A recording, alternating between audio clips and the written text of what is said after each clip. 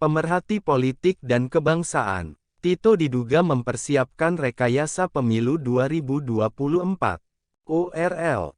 Asumsi Mendagri Tito, negara yang menggunakan sistem politik otokrasi satu tangan satu orang atau oligarki yang dikuasai sekelompok orang, seperti China dan Vietnam, menangani dengan lebih efektif karena mereka menggunakan cara yang keras. Tito membangun otoritarian dengan cuci tangan. Tito sedang membangun rezim otoritarian dengan cuci tangan. By M. Rizal Fadilah.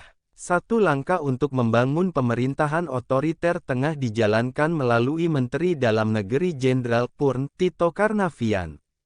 Keluar Surat Edaran No. 821/5292 SJ Tegel tanggal 14 September tahun 2022 yang membolehkan pelaksana tugas penjabat PJ maupun penjabat sementara PJS kepala daerah tanpa persetujuan tertulis Mendagri melakukan mutasi atau pemberhentian ASN bila melanggar disiplin dan/atau tindak lanjut proses hukum.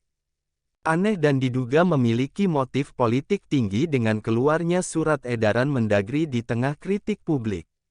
Bagaimana mungkin adanya ratusan kepala daerah baik gubernur atau bupati, wali kota yang ditunjuk langsung oleh presiden atau Mendagri tanpa proses pemilihan?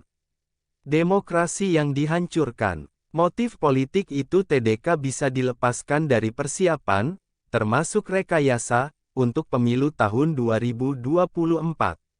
Adalah pembohongan publik alasan bahwa perlunya, tanpa persetujuan tertulis, Mendagri karena, persetujuan tertulis, akan memperlambat proses pengambilan keputusan. Lalu bagaimana se-DPT disamakan dengan, persetujuan tertulis, secara umum? Hukum administrasi yang diabaikan bahkan diinjak-injak. Semendagri ini jadi bagian dari bangunan otoritarian karena pertama, kewenangan besar PJ dan PJS adalah pemberian otoritas berlebihan bagi mereka yang hanya berstatus sebagai pejabat, sementara berbekal sekepala daerah, sementara dapat berbuat sewenang-wenang. Untuk kepala daerah definitif saja masih ada pembatasan kewenangan dan pengawasan kuat dari Mendagri. Kedua, kewenangan tanpa persetujuan tertulis membuka peluang konsultasi atau persetujuan tidak tertulis atau instruksi bisik-bisik Mendagri kepada kepala daerah yang ditunjuknya itu. Ini konsekuensi dari PJ atau PJS kepala daerah yang dipastikan adalah orang-orangnya Mendagri. Ketiga, bukanlah peraturan perundang-undangan karenanya hanya instrumen administrasi yang bersifat internal. Mutasi apalagi pemberhentian ASN adalah tindakan hukum yang harus berbasis pada peraturan perundang-undangan.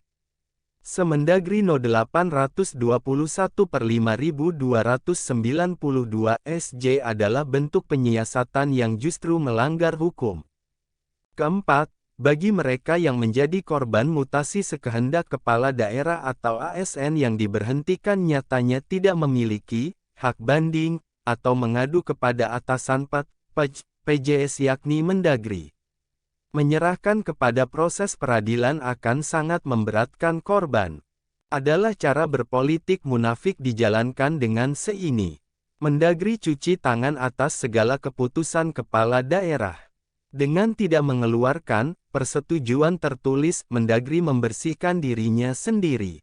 Segala kesalahan dibebankan kepada kepala daerah, bonekanya. Ini semua adalah jalan untuk membangun pemerintahan otoriter dengan pola cuci tangan. Persis sebagaimana gaya Presiden Jokowi yang biasa melempar-lempar tanggung jawab. Mendagri sedang bermain untuk mengamankan prosesi pemilu 2024. Demokratik policingnya dijalankan dengan halus dan tersembunyi. Tito Karnavian memang pemain hebat. Pemerhati politik dan kebangsaan. Bandung, tanggal 18 September tahun 2022.